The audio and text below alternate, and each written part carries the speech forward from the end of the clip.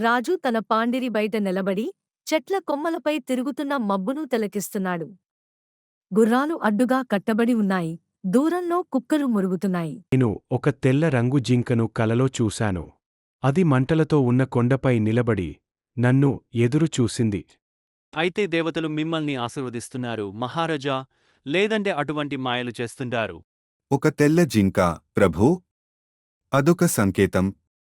పాత కథల్లో అవి పరీక్షకు అర్హత ఉన్న రాజులకే కనిపిస్తాయని చెబుతారు. అయితే అడవి నన్ను పరీక్షించనివ్వాలి. వేటగాళ్ల సమూహం నిశ్శబ్దంగా కదులుతుంది. అడవి లోతుగా ఉంది, నిశ్శబ్దంగా ఉంది. తాజా పాదముద్రలు పెద్దవిగా ఉన్నాయి. అతనే కావచ్చు. అడవి నిశ్చలంగా ఉంది. విన్నట్లు వినిపిస్తున్నట్లుంది. ఈ స్థలం నాకు శాంతిని ఇవ్వదు.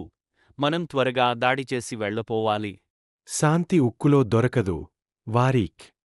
నిశ్శబ్దంలో మాత్రమే దొరుకుతుంది. ఒక టెర్ర ఉన్న శాఖ ముడిపడి విరిగిన శబ్దం. తెల్ల జింక పొదల వెనుక నుంచి మెరుపులా, మంచులా నిశ్శబ్దంగా పరిగెడుతుంది.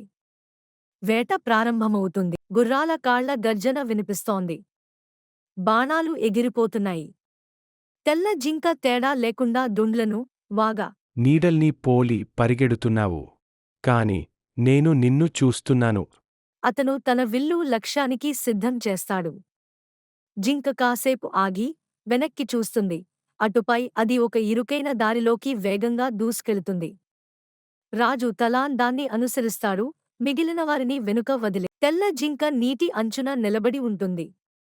సూర్యకాంతి కిరణాలుగా పడుతూ, ధూళి మరియు పరాగకణాలను నక్షత్రాల్లా ప్రకాశింపజేస్తుంది. తలాన్ గుర్రం నుండి దిగుతాడు. ఇదే నా కలలో వచ్చిన స్థలం.